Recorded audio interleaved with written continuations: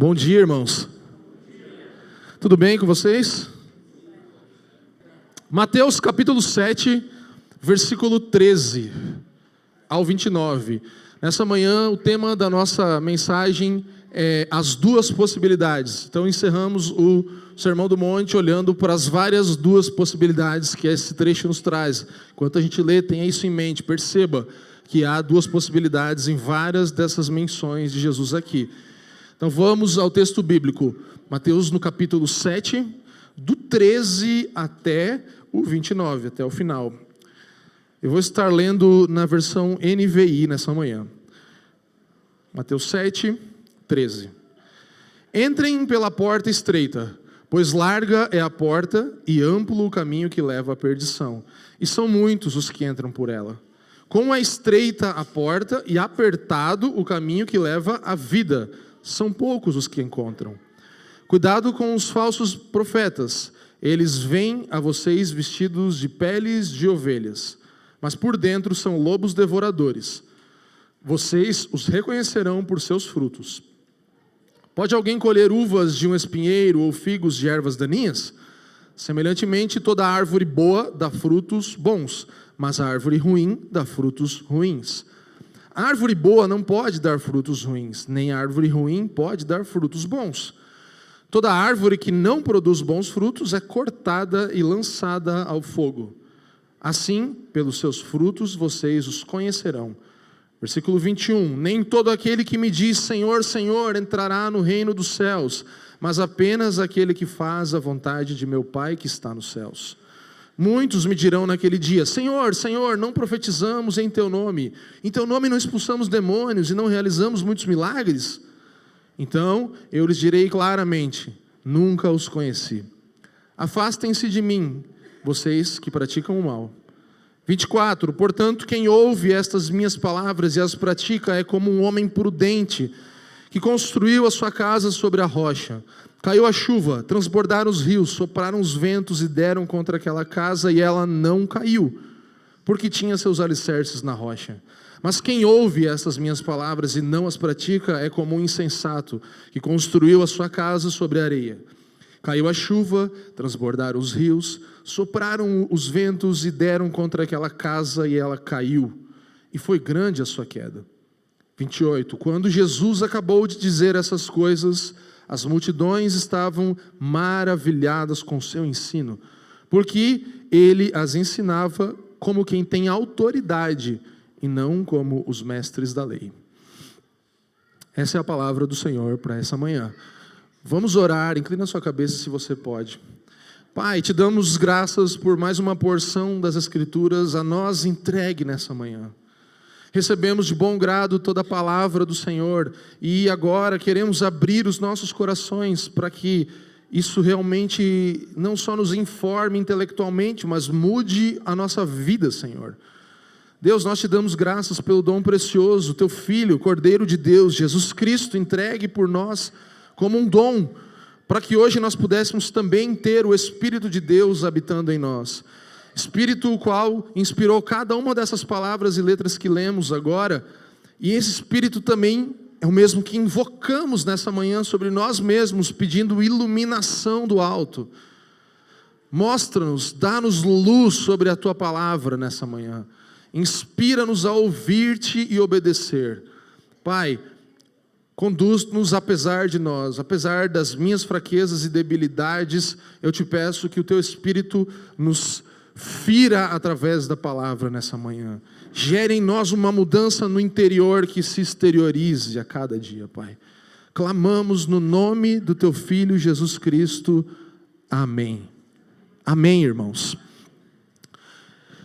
Então, chegamos aqui a esse momento final, né? Depois de tão inspirados, abençoados, encorajados, né? Alguém testemunha disso, de como o Sermão do Monte mexeu com você?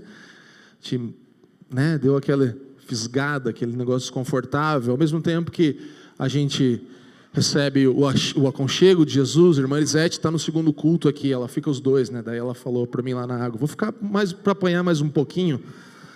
Falei, irmã, é assim, né? Ainda bem que não é nós que fazemos isso, é o próprio Senhor que nos disciplina e nos admoesta pela Escritura. E essa talvez seja uma das porções, um tanto quanto mais pesadas, eu acho, do Sermão do Monte, especialmente as falas de Jesus aqui. Mas é fato que nessa sessão final do Sermão do Monte, nós temos aqui uma aplicação do Evangelho. Se estiver anotando, pode colocar isso. Essa é uma aplicação do Evangelho. Essa porção é de fato uma aplicação do Evangelho. Um confronto aos ouvintes de Jesus, lá daquele monte, em que aquele carpinteiro de Nazaré agora subiu um monte, e agora está falando que é o Messias, imagina aquele alvoroço todo, e hoje ele continua alvoroçando a minha, a sua vida nesse mesmo monte, né? Falando conosco, e ele nos chama agora a uma postura. Todo o Sermão do Monte chama postura, mas o final é definitivo, são escolhas, são possibilidades, caminhos, portas, tudo isso. E todos nós estamos em um caminho, seja você um cristão ou não, me ouvindo nessa manhã. Você está em uma jornada, você está na jornada da vida, para algum lugar você está indo a cada dia. Mesmo que você não tenha fé no Senhor Jesus Cristo como seu Senhor, algum tipo de fé você tem, mesmo que você fale, não, eu não tenho nenhuma fé. Você acorda de manhã esperando alguma coisa, você acorda de manhã tendo fé suficiente para dizer que você não tem fé em nada. Então assim, a gente sempre precisa disso, a gente sempre tem algo no que nós cremos. Todos estamos num caminho, numa jornada. Tem pressupostos que nos fazem tomar as nossas decisões. Nós baseamos isso no nosso conhecimento, nas crenças, na tradição, enfim. Em qualquer coisa, nós vamos basear a nossa vida. Então, Jesus aqui, ele, no século de hoje, né, 2023, aí talvez ele seria chamado de um intolerante religioso, né? Porque ele está falando que é preto no branco, ou sim ou não. Não tem muito espaço para a área cinzenta aqui nesse discurso de Jesus, né? Ainda que há subjetividade no Evangelho, nós vemos aqui algo muito... é isso ou isso? Então, nós somos chamados a tomar uma decisão de acordo com o ensino que recebemos até aqui nessa porção. Necessidade de uma escolha. Então, o que a gente tem aqui? Lá no começo, 2 portas, né? 2 portas que têm 2 caminhos diferentes. Então, esses 2 caminhos vão dar em 2 destinos diferentes, certo? 2 lugares onde chegam. Tem 2 grupos de pessoas, várias vezes nós vemos 2 grupos de pessoas, nós vemos 2 árvores. 2 árvores que produzem 2 tipos de frutos. Então nós temos 2 grupos no dia do julgamento que serão julgados de acordo com isso. Nós temos 2 alegações de Cristo para com esses 2 grupos. Nós temos 2 tipos de construtores, 2 tipos de casas aqui, 2 tipos de fundamentos. Olha só quantos paralelos Jesus vai fazendo. É muito, muito inteligente o ensino de Jesus, muito legal, muito didático. E Jesus ele faz uma exigência, então, no final dessa toda essa explanação do Sermão do Monte. Ele exige o quê? Decisão e compromisso. Ele exige decisão e compromisso com aquilo que decidimos. Desenha-se aqui uma jornada que começa em caminhos e portas e vai passando por essa questão dos frutos, pelas casas, pela construção, que termina em um fim. Há uma jornada aqui proposta por Jesus, a partir do qual nós entramos, trilhamos rumo ou à perdição ou rumo à vida. Então, ainda que nós fomos encorajados na semana passada a não julgar, na semana retrasada, de fato, que a Deise nos ensinou, nossa irmã Deise compartilhou sobre isso. Se você não ouviu, pode acessar as plataformas e ouvir a palavra anterior. Nós fomos exortados a não julgarmos, mas a Deise mesmo falou e trouxe a compreensão do que é o julgar, né?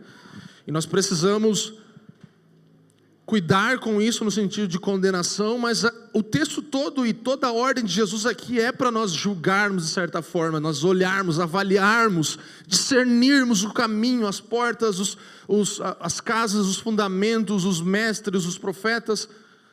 Então é um chamado para avaliar, não aceitar tudo ingenuamente, mas discernir sabiamente, escolher entre as 2 portas, estradas, entre os 2 tipos de profetas, falsos ou verdadeiros, entre os tipos de discípulos, escolher entre os 2 fundamentos. Irmãos, ou nós estamos com Jesus, ou nós estamos contra Ele. Essas são as opções aqui. Ou você escolhe segui-lo, ou você escolhe negá-lo.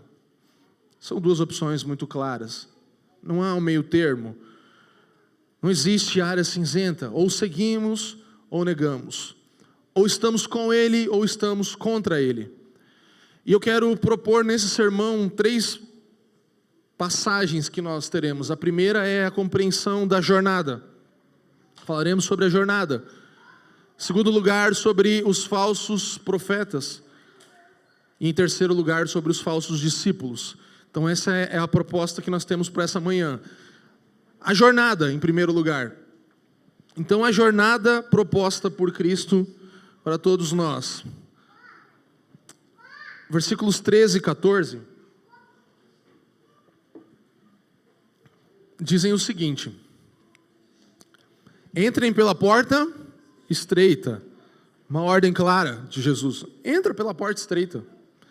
Pois larga é a porta e amplo o caminho que leva à perdição. E são muitos os que entram por lá. Como é estreita a porta e apertado o caminho que leva à vida. E são poucos os que a encontram. Olha que legal. Então, estreita, ampla, larga, apertado, perdição, vida, muitos, poucos. Jesus vai fazendo esse paralelismo muito interessante aqui.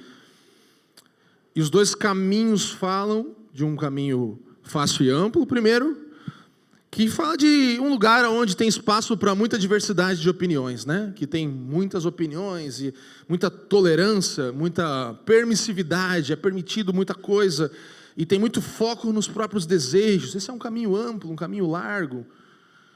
E aí nós temos também um caminho difícil e apertado nessa jornada. Essa é outra opção. Nesse caminho tem limites claros demarcados. Esses limites claros demarcados são demarcados pelas Escrituras.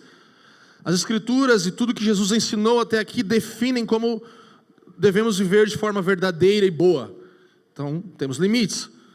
Jesus ele enfatiza aqui, irmãos, a dificuldade em segui-lo. Ele não está fazendo uma propagandinha de me segue que vai dar tudo certo. Ele está falando, me segue, vai ser difícil. Ele está falando da proposta que o Evangelho tem. Irmãos, a salvação é somente pela graça. Mas não é fácil. Não é tão simples. Exige conhecimento da verdade. Evangelho pregado exige arrependimento genuíno da nossa parte. Exige submissão a Cristo. E exige obediência, disposição em obedecer às suas palavras. 2 portas, um caminho espaçoso que está conectado com uma porta larga. Não tem limite de bagagem. Quem já teve problema com limite de bagagem quando foi voar, né? Não tem. O caminho espaçoso não tem limite de bagagem. Você leva o que você quiser, pode trazer um container junto. Toda a sua vida, seus jeitinhos e desejos e coisas, você carrega. Aquela mochila do mochileiro que passa da cabeça, né? Você vai carregando. Tem espaço, porta passa, bora, não tem limite. E aqui a gente tem essa busca de salvação por obras. Quanto mais coisa eu levo, quanto mais coisa eu faço, mais eu vou tentando conquistar a minha salvação nesse caminho largo. Mas no caminho apertado, que está conectado com uma portinha estreita, nós temos que deixar tudo para trás. Só passa uma pessoa por vez. Sabe aquele caminho que você vai, passa um, passa outro? Portinha? Essa é a porta. Só passa um por vez. A porta é quem é a porta, irmãos? O próprio? Quem é a porta? Jesus é a porta. Nós passamos por Ele. O caminho apertado propõe essa porta estreita. O caminho do cristão é algo extremamente pessoal, irmãos. Nós não passamos em bando pela porta. Passamos individualmente. Nós temos uma relação pessoal com Cristo nessa porta estreita, onde nós devemos negar a nós mesmos. Esse é o chamado. Até o eu, na verdade, fica para trás na porta. Nem você mesmo, antigo, consegue ser levado junto nessa porta. Você tem que deixar o eu para passar. Essa é a proposta do Evangelho. Eu deixo para trás quem eu era, para atravessar essa porta. É tão estreita que essa salvação é somente pela graça, somente por Cristo, unicamente pela fé. Esse é o jeito de nós sermos salvos. Então, é preciso ficar claro que eu e você, nós não salvamos a nós mesmos pelo ato de entrar por uma porta estreita. Mas, ao fazê-lo, nós estamos anunciando que fomos salvos. Você entende? Não é mais uma coisa, então eu tenho que fazer isso, se eu ficar no caminho aqui certinho, estreito. Não, é que se você for salvo, você vai fazer isso, você vai manifestar isso, você vai andar pelo caminho estreito. Você já foi salvo por Cristo, você anda pelo caminho estreito. Anuncia o fato de que você foi salvo, porque anda pelo caminho estreito. Isso termina em 2 destinos. Então nós temos aqui, o primeiro destino é a destruição da porta ampla. É de fato uma jornada por uma estrada suicida, que vai ter um despenhadeiro, vai ter um precipício e você cai e morre. Esse é o fim da estrada larga. Mas a estrada estreita tem vida no final dela. Vida futura, mas também vida agora. Nós experimentamos de uma realização em servir o outro, em caminharmos juntos também nessa estrada. Então essa é a proposta, vida. E nós temos quantidade de pessoas que passam por cada uma dessas jornadas. Poucas pela estreita, muitas pela larga. Muitas aos risos, despreocupadas, sem pensar no terrível fim que estão para encontrar no final da jornada. Muitos correm para lá. Jesus mostra que poucos, um pequeno grupo de peregrinos, agora andando de mãos dadas, de costas para o pecado e de frente para a sua nova morada, caminham nesse caminho estreito. Eles andam juntos, mas são poucos em relação aos muitos da porta larga, de acordo com Cristo. E nós precisamos então fazer uma escolha. Nós precisamos caminhar por um desses caminhos. Jesus nos incita a isso. A coisa mais difícil do Sermão do Monte está lá no início, é você se tornar humilde, pobre de espírito. O Evangelho, irmãos, ele humilha o orgulho do ser humano. Ele acaba com a gente no nosso orgulho. Nós chegamos num ponto aqui em que nós realmente precisamos reconhecer o que Cristo fez em nós. E por sermos e fazermos, nós vamos estar proclamando aquilo que somos. Assim como a árvore onde chegaremos. Então, por nós sermos e fazermos e andarmos por um certo caminho, estamos proclamando o que somos em nossa natureza. O que nós somos em nossa natureza vai se manifestar na nossa jornada. Nós devemos dizer hoje, eu creio no Evangelho, amém? E começar a viver de acordo com essa crença que você tem no Evangelho. De hoje em diante, essa vai ser a minha maneira de viver. Preciso tomar uma decisão em relação ao que creio. É hora, irmãos, de eu e você, Jesus está dizendo, se despirmos, desistir de nós mesmos, daquilo que possuímos, daquilo que temos direito, deixar para trás e caminhar por esse caminho estreito, por essa porta estreita, pelo caminho apertado. O Evangelho requer de nós essa decisão. Sabe, alguém que não está meditando sobre o destino final da sua vida é um insensato, é alguém que é tolo, não está pensando sobre aonde a sua vida terminará. E, de novo, Jesus não nos dá aqui muitas opções ou um tempo para pensar. A verdade é assim, se você não está no caminho apertado, se você não anda pelo caminho apertado, você já está no espaçoso. Não tem tipo assim, peraí que eu vou decidir, me dá um tempinho, Jesus, vou para cá ou vou para cá. A gente fica nessa, né, aqueles ilustraçõezinhas, caminho largo. Não, a gente já está no largo. Quando que a gente vai decidir pelo estreito? Através de Cristo. Sabe, isso pode parecer que precisa da nossa decisão para algo. A gente está falando de salvação pela graça, Cristo nos alcançou, mas agora há necessidade de sinergia, de andarmos de acordo com aquilo que fomos alcançados, de nos movermos em direção ao desenvolvimento da nossa salvação. Ou nós tomamos o caminho apertado, ou já estamos no espaçoso. E quando nós entramos, irmãos, no caminho apertado, nós encontramos alguém lá. Cristo está lá. Quando nós tomamos o caminho apertado, nós vemos aquele que abriu o caminho. Se nada mais, irmão, te encorajar nessa manhã a tomar esse caminho, isso deveria ser o suficiente. O segue-me do seu mestre. Venha comigo. Poder caminhar com Ele, deixando toda a bagagem para trás, é o suficiente. De uma perspectiva do Evangelho, irmãos, nós nada perdemos a escolher esse caminho. Nós ganhamos tudo ao andar nesse caminho. Estamos com Cristo. Nosso pastor, aquele que diz que se você tem a mim, você não vai ter falta de nada mais. Não precisa de mais nada. Você tem a mim. Então essa é a jornada proposta por Cristo. E Ele vai continuando nos ensinando o que nós encontramos ao longo dessa jornada. E o segundo ponto dessa mensagem são os falsos profetas, que Jesus aqui nos exorta. Ele fala do 15 até o 20. Vou ler, acompanhe a leitura. O Joe vai passar para mim lá. Cuidado com os falsos profetas. Eles vêm a vocês vestidos de peles de ovelhas, mas por dentro são lobos devoradores. Mas vocês os reconhecerão por seus frutos. Pode alguém colher uvas de um espinheiro ou figos de ervas daninhas? Semelhantemente, toda árvore boa dá frutos bons, mas a árvore ruim dá frutos ruins. A árvore não pode dar frutos ruins, nem a árvore boa não pode dar frutos ruins, nem a árvore ruim pode dar frutos bons. Toda árvore que não produz bons frutos é cortada e lançada ao fogo. Leia comigo, assim, pelos seus frutos vocês os conhecerão. Irmãos, os falsos profetas, quem são eles?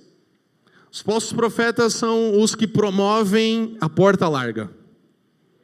Eles são os promotores, os pregadores da porta larga. Os anunciadores de um caminho largo, de um evangelho que abraça. Caminho espaçoso. Ué, mas o evangelho não abraça todo mundo? Sim. Lembra-se que o evangelho tem a dose exata de atração e também de ofensa. Nós não podemos tornar o evangelho mais atraente ou menos atraente do que ele é. E nem mais ofensivo ou menos ofensivo do que ele é. Então, se há um caminho aberto, sim, há um convite para todos, Jesus deixa claro que esse convite é para uma porta estreitinha, pequena, um caminho que tem que deixar a coisa assim. E os falsos profetas são esses anunciadores, eles falam o que as pessoas querem ouvir, eles anunciam aquilo que é confortável, aquilo que é gostoso, não há confronto. Apresentam um quadro promissor do cristianismo ocultando as dificuldades que tem, a realidade da vida cristã, ou seja, apresentam um outro evangelho, lembra do anátema? Aqui ele está. Anátema, um outro evangelho, uma outra proposta, disfarçado, parece ovelha, macio, né? Mas é um lobo por dentro. Há um disfarce na proposta aqui, tentando ser atraentes, tentando, vem comigo, mas na verdade há um lobo. E Jesus nos dá a proposta do teste do fruto aqui. Então, se nós vemos o fruto do Espírito em um mestre, em um profeta, nós podemos confiar que aquele mestre seja verdadeiro. Se houver amor, alegria, paz, paciência, bondade, fidelidade, mansidão, domínio próprio, longanimidade, tudo isso são indícios de que há uma pessoa ali verdadeira. Agora, se não há isso, se faltam essas qualidades, nós deveríamos suspeitar de que ali talvez haja um impostor.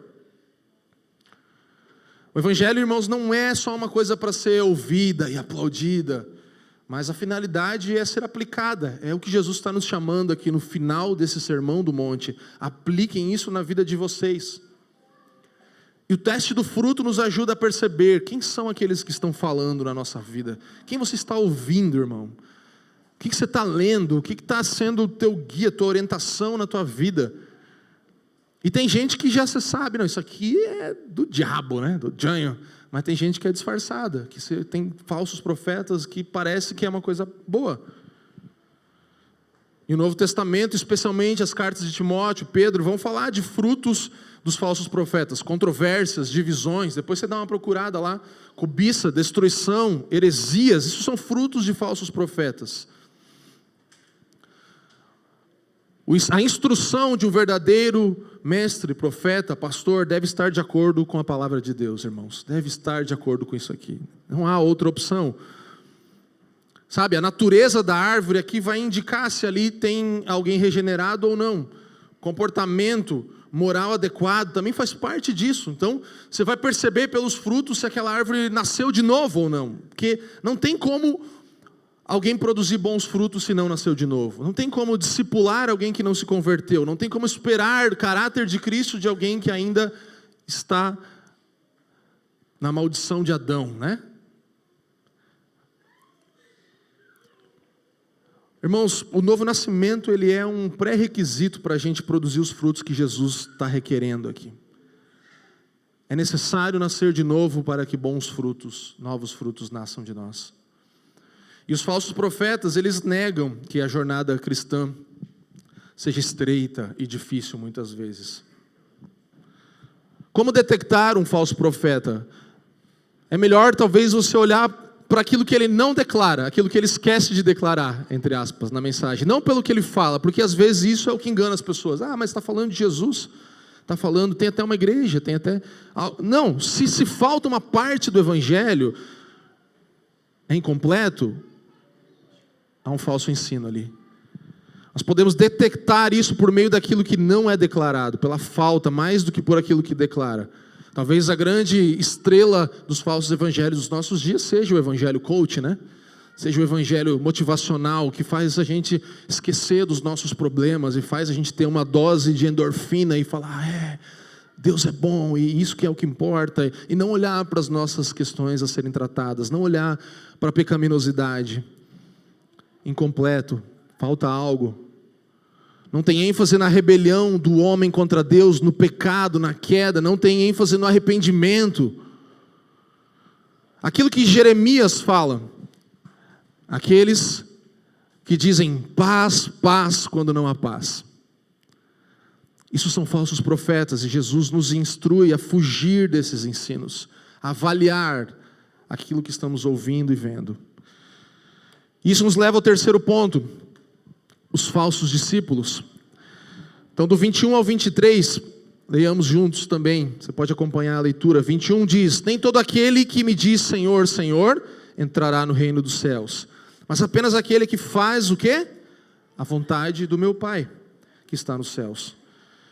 E aqui entram os dois versículos dos mais pesados das Escrituras. Muitos me dirão naquele dia, Senhor, Senhor, nós não profetizamos o teu nome? Nós não expulsamos demônios, não realizamos muitos milagres. E aí, Jesus diz claramente, nunca os conheci. Afastem-se de mim, vocês que praticam o mal. Se isso aqui não mexe contigo, irmão, você tem um problema. Que isso que me deu uma crise de 2 semaninhas, assim, meu Deus, cara. Tem que mexer com... mas não tem que ter certeza da salvação? Sim, eu tenho certeza da minha salvação. Mas isso aqui ainda mexe comigo. Isso deveria nos fazer pensar. Ou a gente está tranquilo demais. Não, estou de boa. Tem que fazer a gente pensar. Jesus está falando aqui, e isso aqui é... Se eu pudesse pular essa parte, eu pulava. Eu falei, não vamos falar disso, porque isso é difícil demais. Sabe, Jesus está aqui nesse dilema do dizer e do fazer. Nem todo aquele que diz, mas aquele que faz. E aí você entra no outro perigo. Então tem que fazer as obras. Salvação pelas obras. E aí Jesus fala, não. Que expulsaram, fizeram, curaram, oraram, e eu não sei quem eles são. Então, o que Jesus está falando aqui? Nós não somos chamados apenas a nos proteger dos falsos profetas, mas também dos falsos discípulos com quem andamos, e também cuidar para que nós não nos tornemos falsos discípulos, nos enganemos a nós mesmos, achando que estamos na caminhada certa, sendo que nos iludimos. Irmãos, John MacArthur fala que a fé que fala, mas não faz, é incredulidade estéril. Incredulidade estéril é um tipo de fé que não produz nada, a fé que fala, mas não faz. Jesus ele não sugere aqui que as obras são para a salvação, mas também ele fala que a verdadeira fé não vai deixar de produzir frutos de boas obras. Isso é coerente com todo o ensino dele no Novo Testamento. Uma profissão de fé verbal, seguida por atitudes, por obediência moral, prática. A vontade do meu Pai. É isso que Jesus fala que eu e você devemos fazer. O que é a vontade do meu Pai? Se não todos os ensinos de Jesus até aqui, se não tudo o que ele veio falando no capítulo 5, 6 e 7, Ele está falando, vocês viram, isso é a vontade do meu Pai. Se vocês viverem assim, se vocês fizerem isso, vocês estarão me conhecendo e eu estarei conhecendo vocês. Jesus sabe da nossa dificuldade, da nossa debilidade, mas Ele quer que desejemos a vontade do Pai, irmãos. Não é qual é a vontade de Deus para a minha vida, com quem eu vou casar, o que eu vou trabalhar. A vontade de Deus está muito acima disso, gente. Está num viver correto, no caminho estreito. Sabe, ele fala assim, vocês falam Senhor, Senhor, e essa expressão Senhor, Senhor é uma expressão de intimidade. É uma expressão íntima, quando você tem as duas palavras juntas, repetidas ali. E está falando de pessoas que declaram como se fossem íntimos de Deus. Eles falam Senhor, Senhor, mas eu não conheço eles. Eles falam como se eles fossem os meus melhores amigos, mas eu não sei quem eles são. Não adianta expressões de devoção, de tentar mostrar uma devoção que não é real. Uma expressão de intimidade que não tem Cristo como Senhor de fato, que não tem submissão, obediência. A questão, irmãos, decisiva aqui é obediência. Obedecer é a questão decisiva. Cuidado para você não se tornar um falso discípulo. Falsos discípulos enganam a si mesmos e enganam os outros também ao seu redor. Eles querem atenção para suas próprias exibições particulares, para suas grandes ações. E isso faz com que eles se convençam, eu sou um seguidor genuíno de Jesus, porque eu faço isso, eu faço aquilo. Esse é o perigo que Jesus está nos alertando, de nós cuidarmos. Interessante que Jesus ele passa aqui do que eles dizem para agora o que ele diz. E o que ele diz é muito pesado. Eles dizem, Senhor, Senhor. Eu, porém, digo, não sei quem vocês são. Vocês que praticam o mal ou a iniquidade. A ideia de iniquidade é do pecado, da rebelião contra Deus. Vocês continuam rebeldes contra mim no coração de vocês. Não houve troca de natureza. Mesmo que tenha tentativas de produzir coisas, não tem troca de natureza, eu não sei quem vocês são. Irmãos, o ponto desse nosso encerramento do Sermão do Monte é nós examinarmos a nós mesmos. Meu chamado para você é examine-se a si mesmo.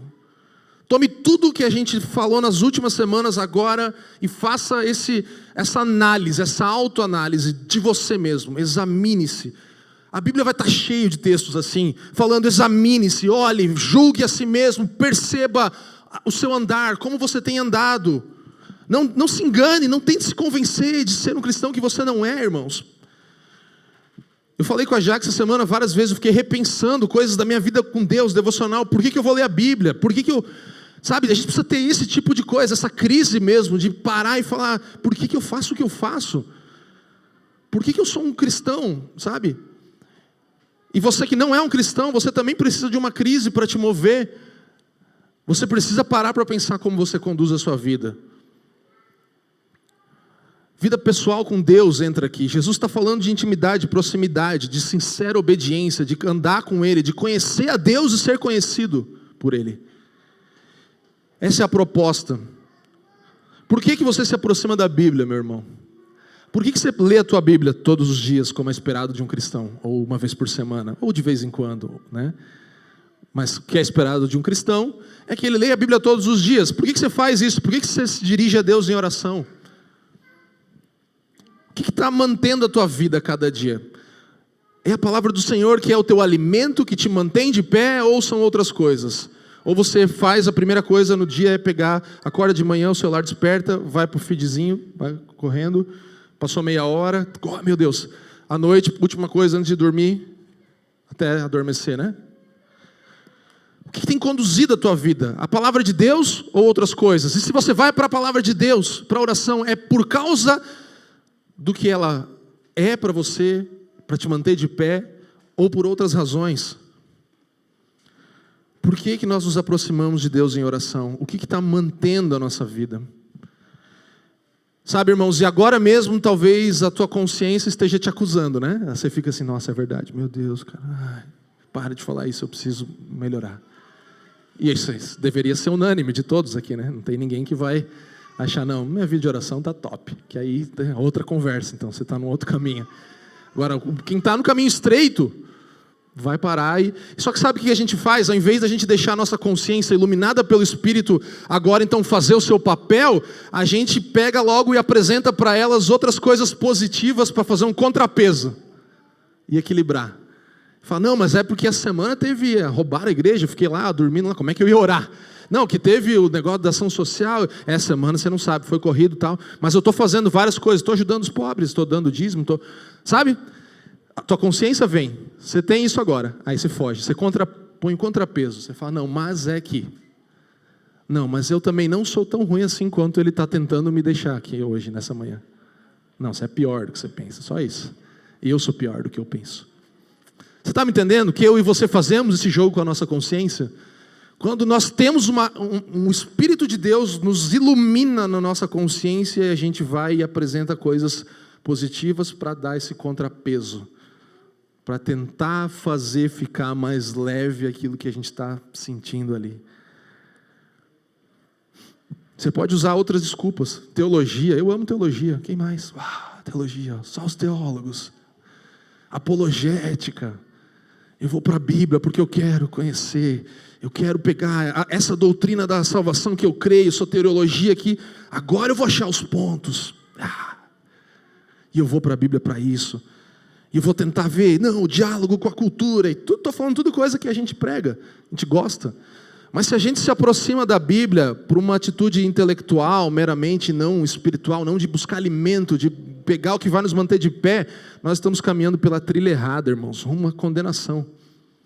Se a gente só se aproxima da Escritura intelectualmente, só da oração para trazer, vou levar meus problemas para Deus, né? Irmãos, eu sei que isso pega, mas deixe isso mexer contigo um pouquinho nessa manhã. Jesus, ele nunca conheceu essas pessoas, esses indivíduos que ele está falando aqui, eles nunca foram convertidos. Se nunca conheceram a Cristo, eles nunca aprenderam o que Cristo mandou fazer. Agora, se eu e você conhecemos a Cristo, nós sabemos o que Ele nos manda fazer. Não permita que a sua vida devocional, meu irmão, se torne mecânica, se torne algo monótono e rotineiro. E os versículos 24 a 27 dizem então, vocês estão comigo? Ainda tem alguém vivo aí? Portanto, quem ouve estas minhas palavras e as pratica é como um homem prudente, que construiu sua casa sobre a rocha. Caiu a chuva, transbordaram os rios, sopraram os ventos e deram contra aquela casa e ela não caiu, porque tinha seus alicerces na rocha. Mas quem ouve essas minhas palavras e não as pratica é como um insensato que construiu sua casa sobre a areia. Caiu a chuva, transbordaram os rios, sopraram os ventos e deram contra aquela casa e ela caiu. E não só caiu, foi grande a sua queda. Irmãos, mais uma vez aqui você pode perceber que tem falsos discípulos, falsos seguidores de Jesus que estão tentando construir algo, mas não no lugar certo, não com base certa. E olhando rapidamente para as duas casas, talvez a gente não veria diferença entre elas, né? Porque a diferença está no alicerce. Às vezes a da areia, né? Sei lá, está na praia, aquele hino que a gente cantava, aquela musiquinha, né? Não construa sua casa na areia, ainda que pareça chique, é impossível que ela fique.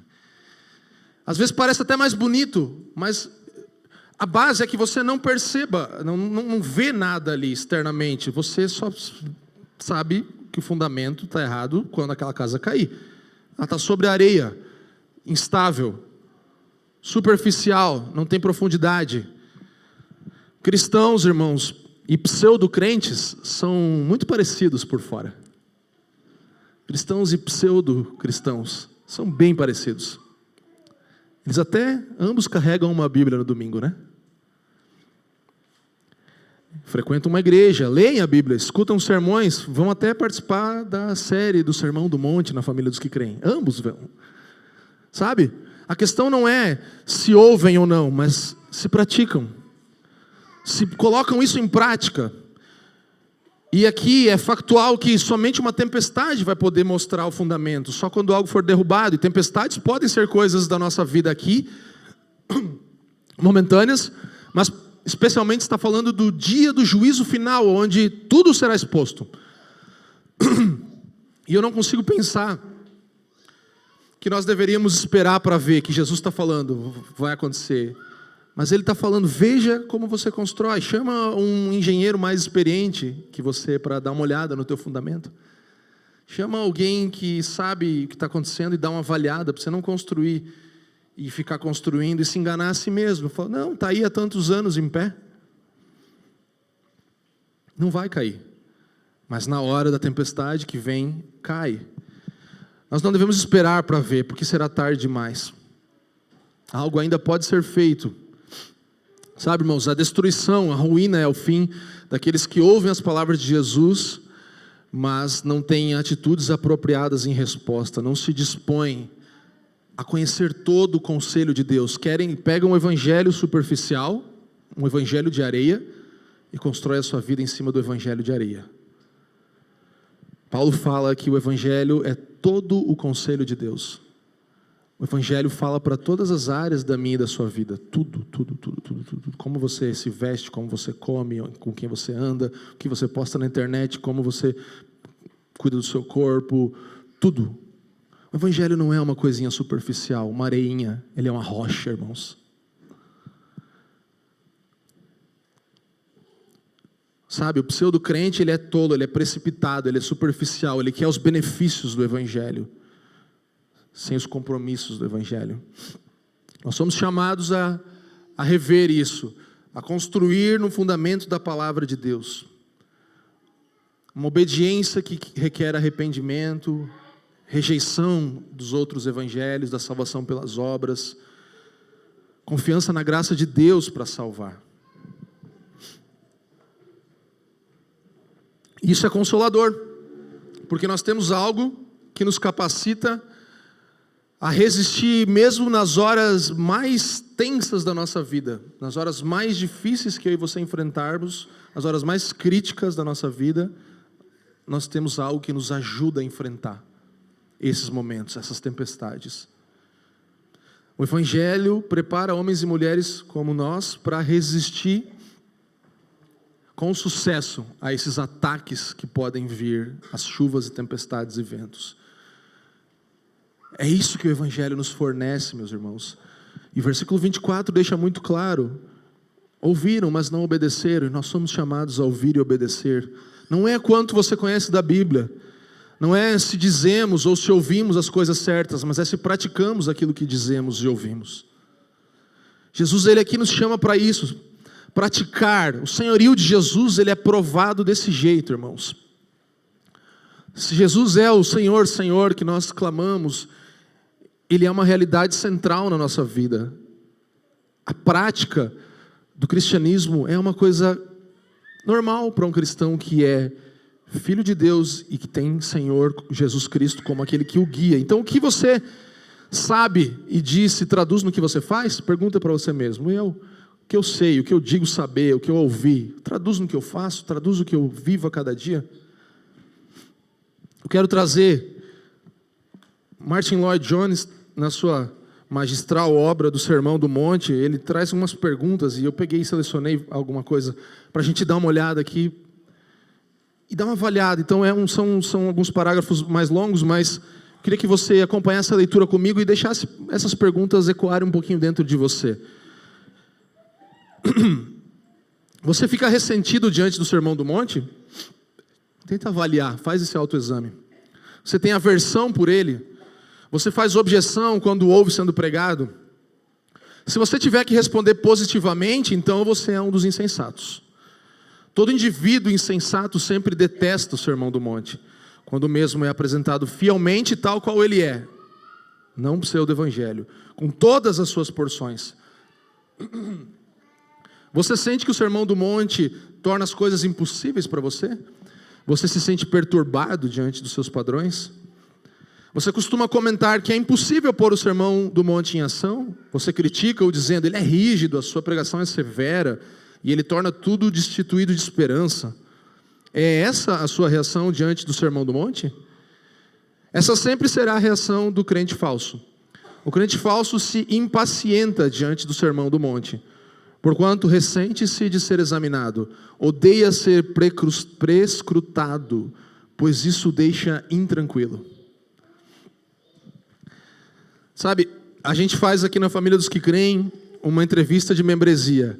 E uma das coisas que eu mais gosto da entrevista de membresia é perguntar para as pessoas o que é o Evangelho. E algumas pessoas ficam realmente perdidas para responder e tentar entender qual é a base da sua fé cristã. O que aconteceu com elas? Isso é preocupante. E muita gente fica constrangida. É um momento tanto quanto constrangedor.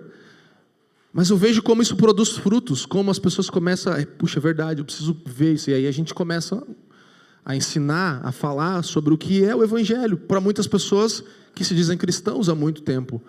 Então não tenha medo de autoavaliar. É verdade que quando a gente olha no espelho, às vezes a gente não vê aquela coisa que o filtro do Instagram que a gente usa mostra. Né? Então a gente precisa ter essa coragem de se expor. E Lloyd Jones ele continua então mostrando agora o outro lado da realidade. Ele fala, esse é o indivíduo que enfrenta o ensino do Sermão do Monte na inteireza do mesmo. Então um outro tipo de pessoa agora. Ele não seleciona e escolhe, mas permite que cada porção da Bíblia fale para ele. Não se mostra impaciente. Dedica tempo à leitura e estudo das Escrituras. E não se apressa para ler alguns poucos salmos favoritos, usando-os como se fossem uma espécie de droga hipnótica, quando à noite não consegue conciliar o sono. Pelo contrário, permite que a palavra de Deus inteira o sonde, perscrute. Longe de ressentir-se diante dessa sondagem, ele lhe dá as boas-vindas.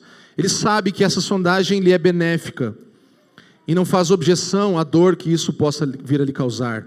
Tal indivíduo também toma consciência de que toda disciplina com efeito no momento não parece ser motivo de alegria, mas de tristeza. Como também sabe que depois, entretanto, produz fruto pacífico aos que têm sido por ele exercitados, fruto de justiça. Em outras palavras, o verdadeiro crente humilha-se diante da palavra de Deus. Ele concorda que o que a Bíblia diz sobre ele é verdade. De fato, esse crente chega até a comentar, a Bíblia não revela toda a maldade que há em mim. Ele não fica ressentido diante das suas críticas. E nem da crítica feita por outras pessoas, mas bem pelo contrário, diz para si mesmo, ainda nem disseram metade do que a minha triste realidade é, pois não me conhecem o bastante. Sim, o crente verdadeiro humilha-se sobre a palavra do Senhor e sobre toda a sua crítica. O crente verdadeiro admite e confessa o seu total fracasso e a sua completa indignidade. Nós somos chamados a Jesus a esse tipo de vida. Isso é fazer a vontade do Pai, é olhar os ensinos de Jesus e avaliar a minha e a sua vida e agora mudar a rota. É isso que eu e você somos conclamados após esse belo sermão. Esse aqui é o homem que está edificando sobre a rocha. É aquele que está vendo bem os seus fundamentos, avaliando. Mesmo que a construção pareça ser mais demorada, mesmo que demore mais. E a conclusão, os últimos 2 versículos aqui para a gente fechar, 28 e 29, são interessantes. O texto diz, quando Jesus acabou de dizer essas coisas, as multidões estavam como? Maravilhadas com o seu ensino, porque ele as ensinava como quem tem autoridade, e não como os mestres da lei. Eles estavam maravilhados. Isso aqui pode ser uma reação emocional, como eu e você temos às vezes, quando nos emocionamos com a verdade. Mas nem sempre é um compromisso de fé, e Jesus ele está requerendo mais, ele não quer elogios. Jesus não quer elogios. Ele quer prática. Ele não quer que a gente se emocione e maravilhe somente, ainda que isso é lindo também. Os mestres da lei, eles tinham outro tipo de autoridade. Eles citavam as tradições antes deles, de todos os autores e a lei, para estabelecer a autoridade. A autoridade deles era a tradição. Mas agora acaba de falar com vocês, nesse sermão inteiro, Jesus Cristo, que era a sua própria autoridade. Aquele carpinteiro de Nazaré, que subiu um monte, não como carpinteiro, mas como filho de Deus. O Messias enviado para mostrar, para realinhar a nossa vida com a lei verdadeira de Deus. Ele fala com a sua própria autoridade, é autoridade direta, ele não fala em nome de alguém, ele fala por si só, por Filho de Deus. Irmãos, Jesus e o Sermão do Monte são inseparáveis. Jesus e o Sermão do Monte são inseparáveis. Aqui termina essa ideia completa de que eles estavam maravilhados com o pregador. Os ensinos eram maravilhosos e desafiadores, mas eles se maravilharam com aquele homem, o pregador, que tinha autoridade, diferente de tudo que a gente já viu ou ouviu em toda a história. Irmãos, a nossa atenção precisa se voltar para esse pregador, para Jesus Cristo. Não olhar isso aqui como um livro de regras, mas como Jesus encarnado demonstrando todas essas coisas para mim e para você. O mestre é mais importante do que tudo aquilo que ele ensinou, ainda que sejam inseparáveis essas duas realidades. Prática. O que você vai fazer a respeito de tudo que você ouviu nessas semanas? Qual é a sua reação? Você gostaria de viver o Sermão do Monte? Esse é o teu verdadeiro desejo? Esse é a tua ambição maior, viver esse padrão? Se sim, isso é um excelente sinal. É assim que a gente deveria sair dessa série, falando, eu quero viver assim. Eu não quero viver nos padrões largos, eu quero entrar na porta estreita mais e mais. Caminho apertado. Jesus aqui nos chama a avaliar a nossa jornada, ver por onde andamos. Quem fala na nossa vida? Quem são os profetas que você tem ouvido, os mestres? Da onde vem o ensino que fundamenta o que você anda, por onde você anda? Porque isso vai dizer se você vai pegar um evangelho de areia e construir sobre essa coisa superficial, que não vai durar nada, ou se você está construindo sobre o evangelho do reino de Deus, que vai te dar estrutura para passar pelas dificuldades da vida.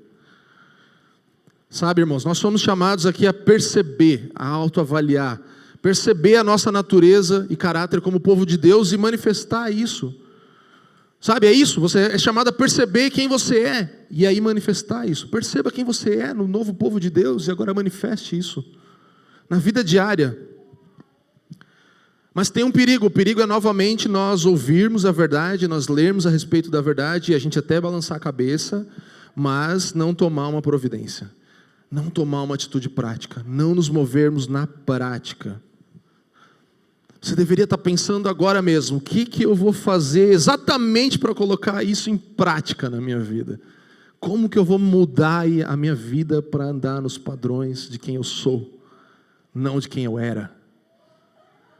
E se você ainda não é, talvez você esteja sendo confrontado a entrar por esse caminho nessa manhã. Talvez pela primeira vez acessar essa porta, atravessar o próprio Cordeiro de Deus.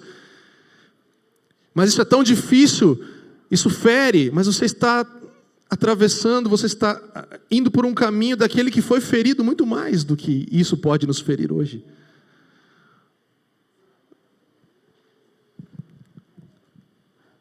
Cristo está aqui esclarecendo que Ele veio ao mundo, irmãos, para inaugurar um novo tipo de humanidade, um novo tipo de pessoas. Paulo vai falar aos romanos que ele é o primogênito de muitos irmãos. Ele é um novo homem de uma nova espécie, você entende?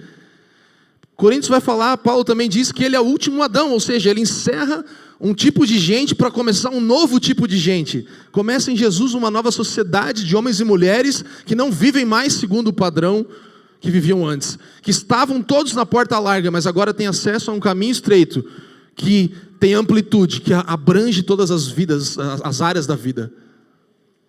Jesus inaugura um novo tipo de gente, irmãos. Ele faz algo único na história aqui, e Ele propõe isso para nós. Ele fala, se vocês são esse tipo de gente, eis aqui o caminho pelo qual vocês precisam andar. Eu estou aqui também, ande comigo, vamos caminhar. Edifique, irmão, a sua vida sobre as palavras do próprio Senhor. Edifique a sua vida sobre as palavras e sobre Ele, o próprio Mestre, como a rocha, como a porta pela qual nós acessamos.